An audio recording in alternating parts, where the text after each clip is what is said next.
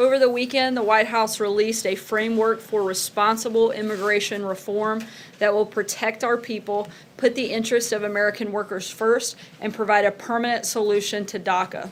Our framework includes 4 pillars: border security, including the wall, DACA legalization, ending extended family chain migration, and eliminating the visa lottery, moving us toward a merit-based system of immigration.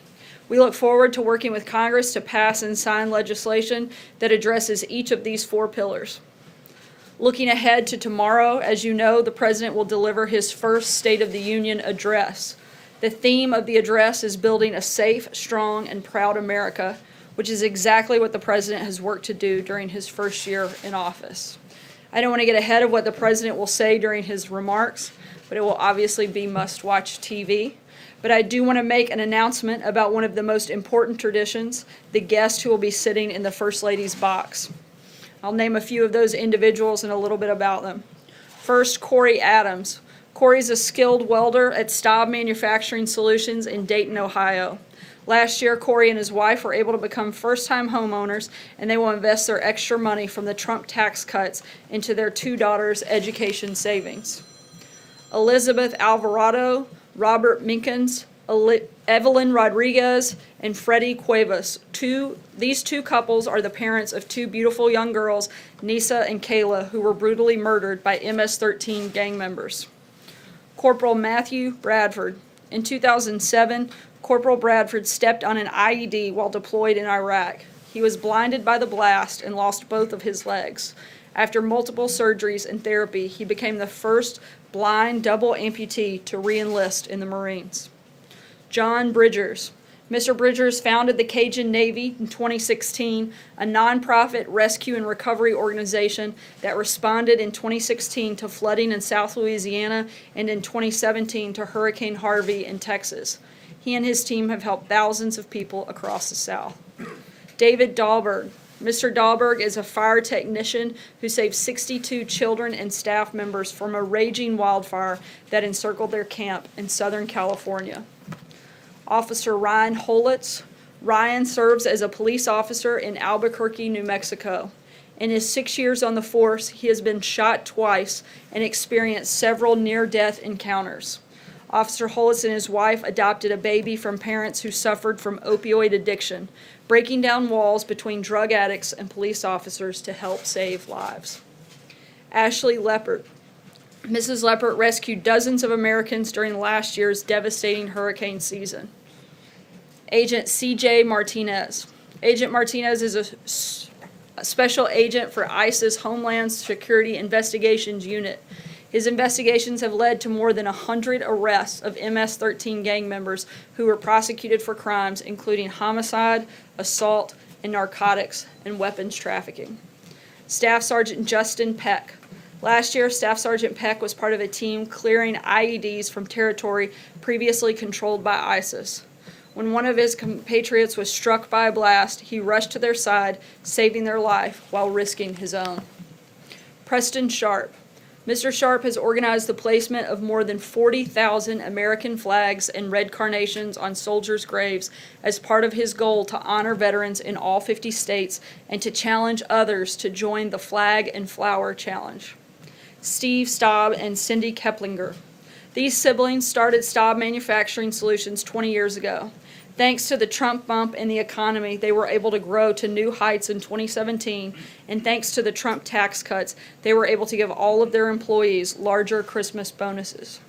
Some of these individuals' stories are heroic, some are patriotic, others are tragic, but all of them represent the unbreakable American spirit and will inspire our nation to continue growing stronger, prouder, and more prosperous. And with that, I will take your questions. John. Sarah, the news came down in the last hour that the Deputy Director of the FBI, Andrew McCabe, is stepping down. And we get reaction from the White House, and as the President back at the end of December was tweeting about Andrew McCabe in a less than effusive praise manner. What's he thinking about him stepping down? Look, we've seen the numerous reports, as all of you have, and any specifics, I can tell you none of this decision was made by that of the White House, and any specifics, I would refer you to the FBI, who I believe will be making a statement later today. You say that the White House was not involved in the decision, but clearly the president seemed to be involved in a public relations campaign against McCabe.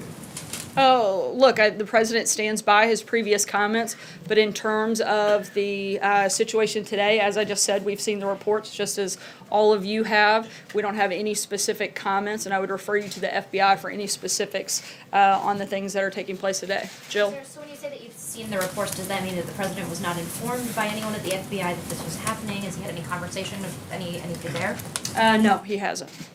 Cecilia? Sir, can you say definitively then that the president did not play a role in Andrew McCabe stepping down?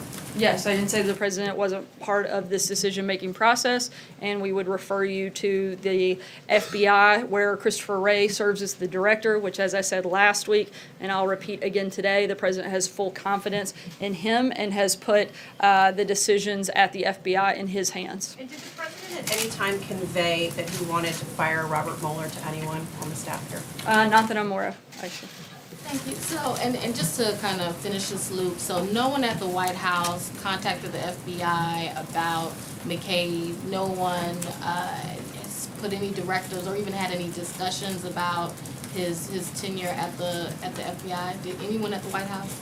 Not that I'm aware of, nothing specific to McCabe and his stepping down as of today, if that is what is being reported. Jim? Sarah, what would you say to critics who believe that this White House and this president have had almost sort of a steady pressure put on the Justice Department, put on the FBI, since the president came into office on this special counsel investigation? Whether it be conversations with Jeff Sessions' office about his recusal, whether it be about this desire for Robert Mueller to go away, and now with Andrew McCabe. There were even reports that Rod Rosenstein was also feeling pressure from the White House. It sounds like there are multiple officials at multiple levels who are being pressured by the White House, by the president. What would you say in response to that I'd say what I've said. concern? I would say what I've said probably 100 times before, and continue. We'll say I'm sure 100 times today that the White House has been fully cooperative and is going to continue to be fully cooperative. In fact, we've gone above and beyond many times and certainly done everything that we could. The White House has provided over 20 witnesses and tens of thousands of pages of documents to the special counsel. We have done everything we can to be fully transparent, and we're going to continue to do that throughout the process. But what about this notion that the president has been applying pressure for months, steady pressure? The only thing that the president has applied pressure to is to make sure we get this resolved so that you guys and everyone else can focus on the things that Americans actually care about. And that is making sure everybody gets the Russia fever out of their system once and for all, that you are all reminded once again there was no collusion, and that we can move forward to focus on things like national security, the economy, and solving the immigration crisis that we have here in our country. So no obstruction of justice, nothing improper, nothing inappropriate here at all whatsoever from the president since he came into office when it comes to this investigation? No, and I think we've been pretty clear on that. Stephen? Sir, I have a question about the Nunes memo, but first I want to ask you if the president continues to have confidence in the man he appointed to be Deputy Attorney General, Rod Rosenstein. As I've said, when you guys ask this question about number of individuals, when the president no longer has confidence in someone, you'll know. On the memo, you had another question. I do have on another that. question about the memo. The House Intelligence Committee could vote as early as today to release this memo that Chairman Nunes has reportedly crafted. The House rules contemplate that the president would then get 5 days to determine whether he has any cause to object to its public release. What's the current thinking? What's the current level of White House involvement in this decision? Can you shed any light on the process between this White House and Capitol Hill with this question? Look, no one at the White House has actually seen the memo, so it would be hard for us to make a decision or to speak about it before that would take place. Right now, we're letting the House process play out, and if and when it's time for the White House to weigh in, we'll do that through the proper protocol, making sure we follow legal process. But again, we're not to that point in the process yet. Margaret? Sarah, two questions. Well, just following up on that, is the White House, I know you said you have to wait and see, but is the White House open to the idea of a release of this memo to the public? And can you say in the State of the Union address whether the president will mention at all this ongoing Russia probe, which you said, is really Russia fever that the country needs to get out of its system? Will he address it in any way? To answer your first question, we want full transparency to what we've said all along, and we'll make a decision when and if that time becomes necessary. In terms of the State of the Union, I'm not going to get ahead of the President's address. It's tomorrow night. I know you are all excited and will eagerly tune in and can see at that time exactly what is going to be included. But he doesn't April. feel a need to address it. I think we've addressed it every single day that we've been here. It's one of the questions you guys ask over and over and over again. In fact, we spend more time on that than we do any other topic, despite the fact that time and time again, poll after poll says that frankly no one cares about this issue, and it's certainly not the thing that keeps people up at night. We'd love to talk about all of the things that do, and my guess is that will be the focus of the President's State of the Union tomorrow. April. Two topics. Back on the State of the Union. Typically, when the presidents give their State of the Union address, particularly this his first, presidents normally are optimistic when they say the state of our union is. What is the state of our union today? I think it's incredible, and I think that you'll hear that in the president's words tomorrow night. Look, we've got an economy that is booming. ISIS is on the run. We're remaking the judiciary in a way that actually believes in upholding the Constitution. There are some great things happening in this country, and I think you can expect to hear the president talk about a lot of those, not only what we've been able to do in the first year, but all of the great things that we're going to do in the next 7 years after this. On the second topic, I want to go to this issue of black unemployment. One, is the president going to start targeting black unemployment as he's saying that unemployment has gone down over his watch? I've never heard of a targeted approach from this administration.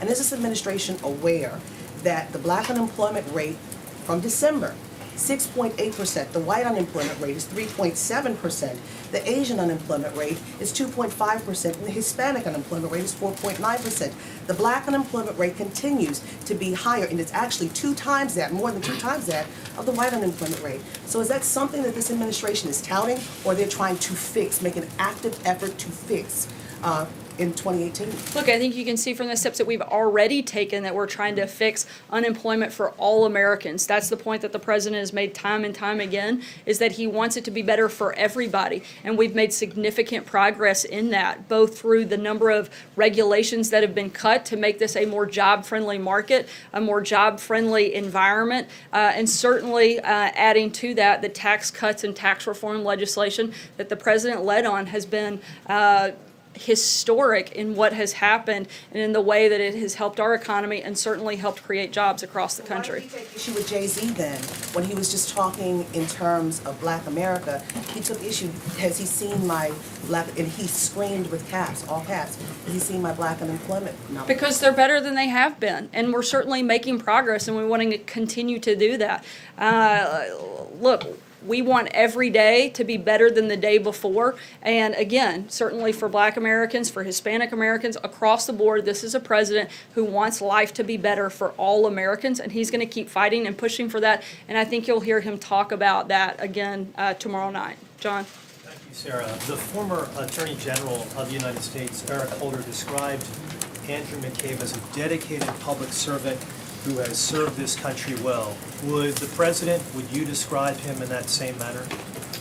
Look, I don't have a personal relationship with him, so I'm not going to describe him. I think we've talked about some of the concerns that we have with some of the actions that he's taken. But in terms of anything specific regarding the deputy director, particularly the news reports of today, I would refer you to the FBI. Francesca? The president, based upon past tweets that he's put out regarding Mr. McCabe, does not seem to be a big fan of Mr. McCabe. Is he disappointed that he's leaving his post as the deputy FBI director? I haven't asked him if he was disappointed. I can tell you he didn't play a role in any of that process, and again, would refer you to the FBI for any specifics. Francesca? Thank you, Sarah. In one of the president's tweets in December, though, he did say that Andrew McCabe is, quote, racing the clock to retire with full benefits 90 days to go. So does the president believe that Andrew McCabe should be allowed to retire with full benefits?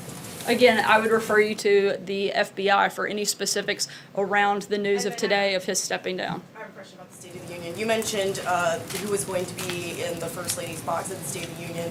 You talked about a lot of the different guests, but I didn't hear anything about the President's family. Can you say which of the President's family members will be there? And can you also potentially preview for some of the travel that the President might take? Usually the President takes travel to push his agenda afterwards. In terms of family, all of the President's children, along with the First Lady, will be at the State of the Union with the exclusion of Barron. I don't believe he will be attending as of right now.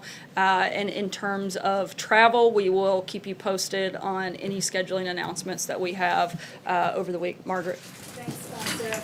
I want to ask you a question about the 5G network, but also, before I do that, Treasury is set, I believe the deadline is today, to release 2 brush-over reports to Congress.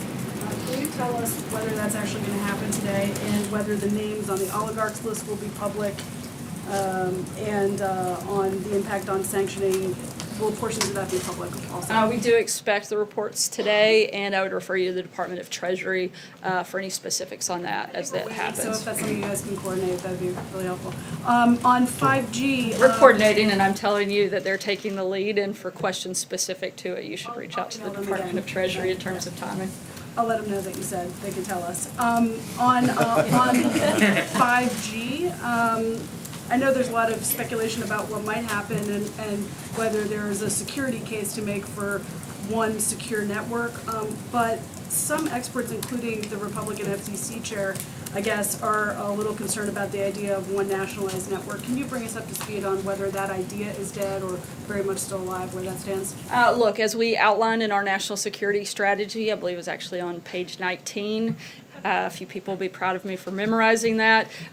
We discussed the need for a secure network. Right now, we're in the very earliest stages of the conversation. There have absolutely no decisions made on what that would look like, what role anyone would play in it, simply the need for a secure network. And that is the only part of this conversation that we're up to right now. Just one network or multiple possible?